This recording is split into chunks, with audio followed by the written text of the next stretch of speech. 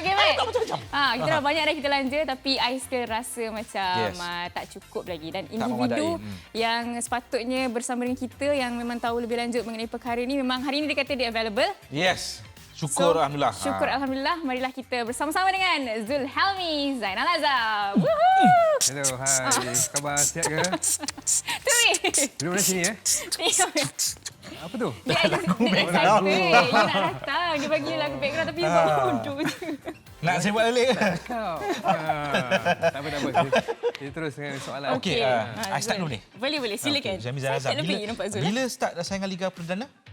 Liga Perdana? Liga Perdana saya rasa sama juga macam Liga Super. Awal Mac. Awal Mac. Saya tak ingat tarikh dia tu, tapi saya tak sabar untuk aksi Subangsih 26 Februari. 26 Februari. Okey. Elah, nak tanyalah berkaitan dengan Perak FC lah. Logo dah settle lah. Kan? Tapi tiba-tiba ada hutang lagi pula ni.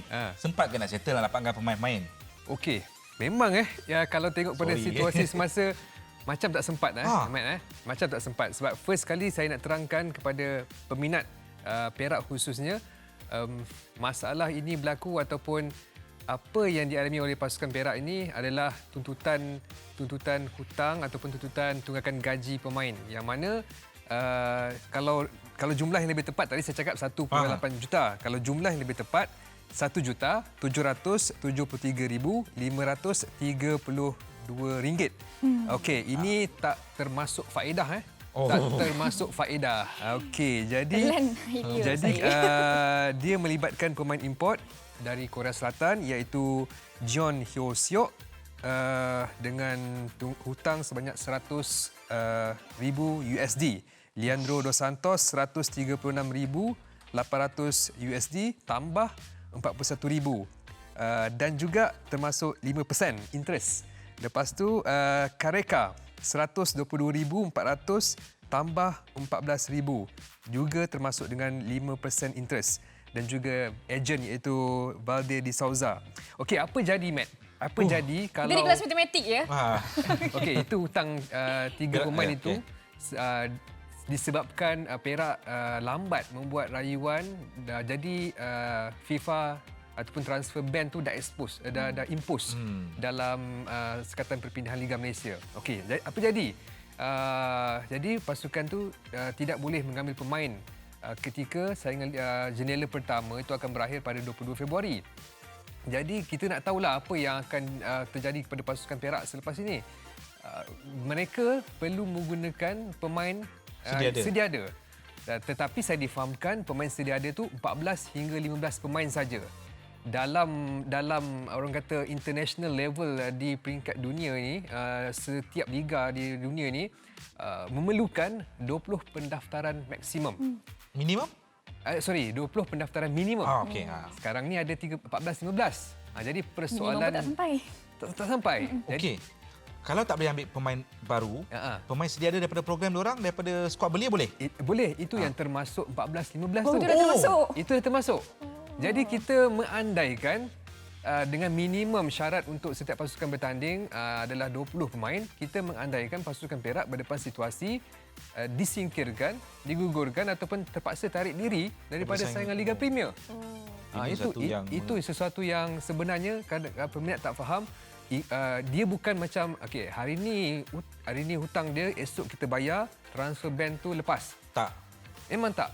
At least kalau maksimum 7 hari. Okey, kalau hari Jumaat dibayar, Sabtu Ahad cuti, FIFA cuti. Isnin baru buka. Kan Isnin FIFA pula nak tengok banyak lagi negara-negara lain dan dia perlu meneliti setiap perincian daripada contoh dia dah dapat ada dokumen tak lengkap, dia kena submit balik. Itu masalah yang dihadapi pasukan Perak berkenaan dengan Sekatan Perpindahan Pemain ini. Jadi situasinya setakat ini nak lepas itu dia perlu melunaskan tunggakan gaji 1.7 juta tu atau 1.8 tu dan yang pastinya kalau selesai pun rasanya tak sempat dan berdepan situasi tidak boleh beraksi dalam Liga Premier. Singkat dia tak sempat lah. Memang tak sempat. Lebih kurang macam itulah. Lebih kurang macam tu sebab saya dapat sumber dalaman pun rasa macam susah lah. Masa tu mereka berperang dengan masa. Saya ada lagi story menarik ni. Silakan Zul, sebab kita bawa awak. Okey, sebab apa? Saya nak selesakan diri saya dulu. Dia macam ni tau. Okey, apa cara Perak nak menyelesaikan perkara ni? Okey, ni saya difahamkan menurut sumber saya ada formula version pertama Perak mahu bekerjasama dengan ejen untuk berbayar secara berjadual. Okey, kes ni dah masuk FIFA tapi Installment lah. Installment. Tapi ejen berkenaan saya difahamkan tak bersetuju. Okey, sebab apa? Sebab pada mulanya ejen berkenaan dah cuba untuk toleransi ataupun budi bicara menyelesaikan perkara ini menerusi macam mana tahu? Saya difahamkan jugalah. Sorry lah kalau diorang dengar ni. Sebab apa? Contohnya, Perak ada 2 pemain yang dihutang iaitu Kareka dengan juga Leandro. Cadangan daripada ejen berkenaan masukkan Leandro dengan Kareka sebagai pemain skuad musim ini. Jadi tak perlu ambil pemain baru. Cadangan tu diutarakan kepada mungkin management management balik jumpa. Cadangan tu kita terpaksa reject. Tak boleh. Jadi itu yang menyebabkan tak nak bekerjasama dah. Tak nak bekerjasama dah. Jadi masalah ini agak rumit sebab saya melihat cadangan itu agak baik sebab apa? Kalau Perak dapat menggunakan Leandro dan juga Kareka, jadi dia jimat. Dia tak perlu bayar masalah punya juga masalah, dia tak perlu bayar pemain import baru, dia boleh selesai boleh beraksi lagi. Untuk orang kata apa, bila guna pemain ni maka hutang tu boleh kautim lah. Boleh kautim lah, boleh settle installment tu lah yang seperti yang dah dicadangkan sekarang ni yang kena reject tu. Jadi memang sukar. Pening kepala head coach Yusri Cetlah ni. Pening. Saya pun agak macam mana Yusri Cetlah kan, Indra Putra lagi, Syamim lagi, 1Z lagi pemain baru. Kalau boleh pun diorang akan main bulan 6 nanti lah. Kalau boleh Itu cerita kalau boleh. Tapi memang masa yang ada pun macam nampak macam tak boleh. Mencemburui. Okey, itu cerita pasal Perak. Tapi Zul akan follow up lagi story ni ya. Yes, kita akan dapatkan Perak lah sebab setakat ni kita tak dapat lagi reaksi daripada mereka. Okey, tak apa. Boleh minta sekali logo baru Zul sebab kita still pakai lagi logo lama dia orang. Lah. Okey, Zul, apa pula situasinya dengan pasukan UiTM? Lebih kurang ke macam mana ke? Dia lebih kurang tapi dia lebih orang kata berpeluang, kurang risiko lah untuk terselamat sebab once dia dapat pemilik baru, close deal, settle lah masalah. Ada pemilik baru tu? Itu yang saya rasa macam ada tapi sampai sekarang tak jadi. Kena scam ke apa? Saya tak tahulah. Banyaklah dengan cerita permintaan-permintaan yang kata mungkin tak dapat ditunaikan oleh UiTM FC. Jadi perjanjian tu tak dapat dimutamatkan sehingga kini. Jadi kita membayangkan kalau tak dapat deal tu tak dapat, UiTM perlu orang kata cari dana lain lah untuk survive dalam Liga Premier. Jadi saya rasa UiTM mungkin ada backup, mungkin daripada kementerian ke, mungkin. Jadi situasi UiTM lebih orang kata lebih baik, tetapi dari segi pendaftaran pemain itu ada sedikit masalah sebab suntuk juga. Sekarang ni sebab tinggal beberapa hari je sebelum first window habis 22 Februari. Sebenarnya kes dia tak seberat Perak lah kan Zul, kan? Seberat. Boleh settle lagi lah dalam masa dekat ni. Okey, Zul dah mendapatkan perkongsian daripada Stuart Rahmalinggam yang mewakili MFL. Tapi FAM ada apa-apa input tak? Jikalau benarlah kes Perak dah sampai ke FIFA ni tak dapat diselesaikan. Okey, FAM pula dia akan mengarahkan denda itu dibuat. Cuma MFL dari segi penyertaan dan juga status perpindahan ataupun status pendaftaran pemain. FAM yang mengeluarkan arahan untuk Perak FC ataupun UiTM menyelesaikan perkara ini, terutamanya Perak FC menjelaskan hutang itu sebelum 22 Februari. Kalau tak selesai, bermakna situasi yang saya katakan tadilah akan dilalui oleh Perak FC.